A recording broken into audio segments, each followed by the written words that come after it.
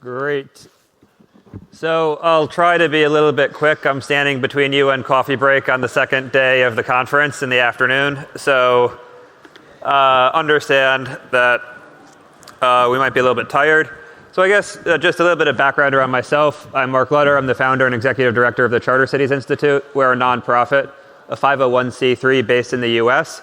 We work with new cities and governments to create legal frameworks for economic growth. We take a kind of economic growth angle. Obviously, we love freedom, but focus a little bit more on the economic growth aspect rather than the freedom aspect of these projects. And I think two things that really differentiate ourselves, perhaps from Free Cities Foundation and other actors in this space, are one, we're a little bit more incremental. We obviously would love to have substantial legal autonomy, but that can take very long negotiations with government and be quite tough. And so we'll take our wins incrementally where we get them. And two, we also think about scale. Cities are agglomerations of people. They benefit from having a lot of people in the same area. And by locating near existing urban centers or tapping into rapid urban growth, we believe that scale, even if the legal framework is not as extensive as we might like, that scale can lead to economic outcomes that would not take place if there were fewer people living in that location. Our framework is to identify target markets, look at the legal and regulatory constraints that are preventing these markets from growing, and figuring out how to remove those constraints to stimulate economic growth. So with that, let's jump into it. So the Urban Expansion Company is a company that we've incubated at the Charter Cities Institute.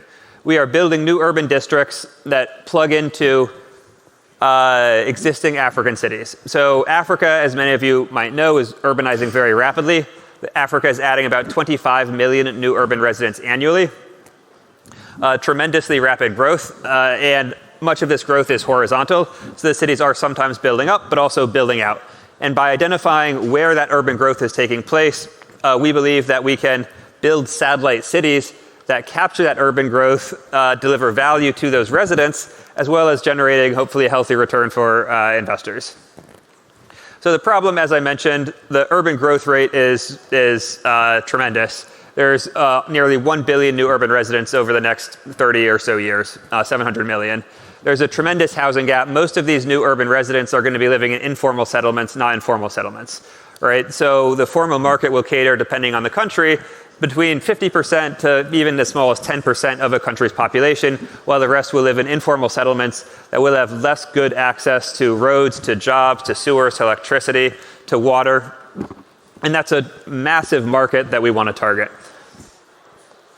Additional challenge that is faced here is the capital markets in Africa are very thin. Many countries struggle to attract foreign investment.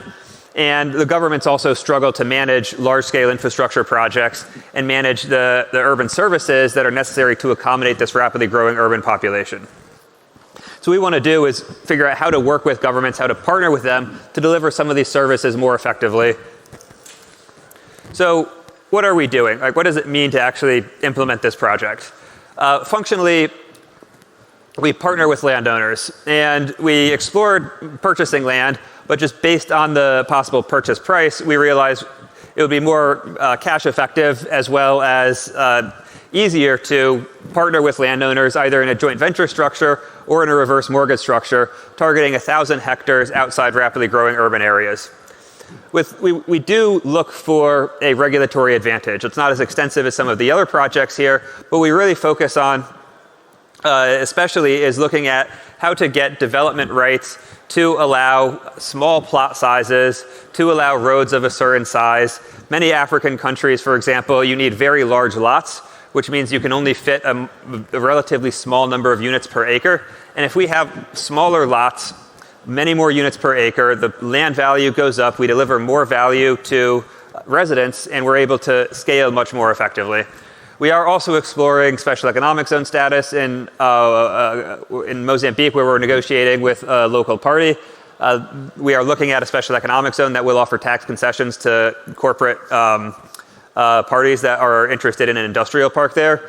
And then we will service the land. The speaker, not the previous one, but two before me, talked about how real estate was a very important part of Charter Cities, Free Cities projects like this, and we believe that that is 100% accurate. We look, all right, how do we monetize this effectively by providing a product that people want? And in Africa, what that looks like is figuring out really effectively in a phased approach, how do we build out the infrastructure, first dirt roads, then gravel, then pavement, in a way that we're providing service, that we're providing value, that we can hit a price point where median income Africans can afford. Depending on the country, that might be around $1,500 a year to $2,000 a year. So we're really focused on how do we hit this price point, how do we provide a service that can hit market at scale. One kind of somewhat similar example is Ciudad Morazan, which you've heard from today and many of you are familiar with. Right, they're figuring out how to hit median income Hondurans, and we want to take a similar model to Africa. And we're actually working with Patrick Lemson-Hall, who you might have heard earlier, who did Ciudad Morazan's urban plan. So as mentioned, the urban growth in Africa is tremendous. We believe it's a lot easier to compete with people who are already moving to cities than to compete with, even though existing cities that might face challenges, they might have high taxes, but for example, London's a wonderful place to live, San Francisco's a wonderful place to live, New York's a wonderful place to live. The market at the lower end, Toyota sells a lot more Corollas than Mercedes sells S-classes, and so we want to hit that large market and figure out how to provide value and service to them. Additionally, we're seeing governments embrace special economic zones and embrace private development to a greater extent. Our CEO candidate is a former executive from a very large real estate development company in Africa and has experience working with these governments and executing on very large real estate projects, though at a slightly higher price point. Patrick, as I mentioned, our urban planner, is working with municipalities to deliver this business model to municipal governments. So we're combining the expertise of delivering this business model to municipal governments with executing on large urban projects, which we believe can really effectively lead to success on the continent. So running through this a little bit more, the market is tremendous. We want to do a lot of projects. Obviously, the first one is quite hard, but hopefully as we build up the expertise, as we build up the track record, it becomes a little bit easier. If we look at some of the other projects that have been successful, just to skip, so Rendeavor, some of you might have heard of. It's a new city developer in Africa. Their flagship project is in Kenya called Tatu City, outside of Nairobi. It's about 5,000 acres. They're selling land in Tatu City for over $1 million an acre in the residential part. And that's comparable to American cities in Nairobi, and it's pretty far outside the CBD, the Central Business District, about an hour outside. And they're targeting kind of the top 5% of residents in Kenya, but it does show that a version of this model can work and can hit scale in Africa. We're also competing a little bit with informal settlements, right? Many of the residents that we attract might otherwise live in informal settlements. We want to offer them a chance to have property title, a chance to have better access to jobs, to have more reliable water, electricity, and to lead better lives. And to some extent, we're also competing with municipalities, right? We're providing services that historically municipalities would provide, but because of lack of resources and other challenges in Africa, those municipalities aren't providing the services as effectively, and we believe by stepping in with a valuable product, we can provide those services profitably. So the product we're doing, this is another one of Rendeavor's projects that you can see on this image in Zambia. This is also a more middle-class development. You can see by the kind of suburban layout, we would focus on a higher density development, focusing higher density, lower price point, and probably go with a much more simple grid for a layout rather than this kind of suburban style cul-de-sac. And what that looks like is partnering with a landowner, doing the initial phased infrastructure build out. We estimate between $5 and $10 million per project to get cash flow positive. That phased infrastructure build out, then we do land sales, leases, other partnerships to start generating revenue, continue to build out and upgrading the infrastructure over time as the density increases and as it makes sense when people can afford, each house can then afford to get a water hookup or get an electricity hookup, et cetera, to be able to provide the services as density and incomes rise in the area. So this part's a little bit boring. You can ask me about it, but I'm just going to run through it quite quickly. We've spent a lot of time thinking about how to get these financial models to work. I was chatting with Titus earlier, and in my mind, when starting kind of charter city or adjacent projects, the first challenge is governance, right? How do you get the governance framework right? But after you have that sorted, the next question is, how do you actually structure the capital? You need to figure out, what is the target market? How does money come in? How does money go out? How does all this work? And I think figuring out these projects on a really granular level is important, especially given the ambitions of this. We want 10 plus projects, each with 100,000 residents. Obviously, the projects will take a long time to mature. We estimate about 25 years per project, but we believe this is a way to solve a major challenge in rapid urbanization in Africa, give potential residents a little bit more freedom, as well as better lives with increased economic opportunity. So more financial estimates.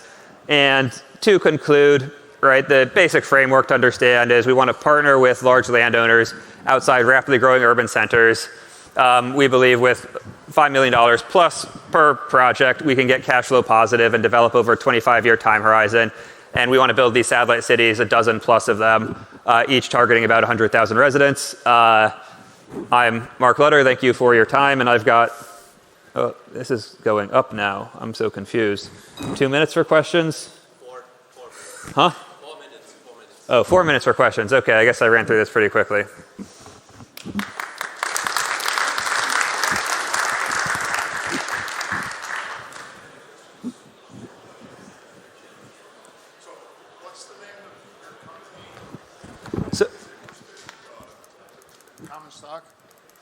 So my nonprofit is the Charter Cities Institute. We have incubated the Urban Expansion Company. We are in the process of negotiating our term sheet for the initial investment that will allow us to start. So we haven't started yet, but this is the plan to start. We expect to start in the next month or two.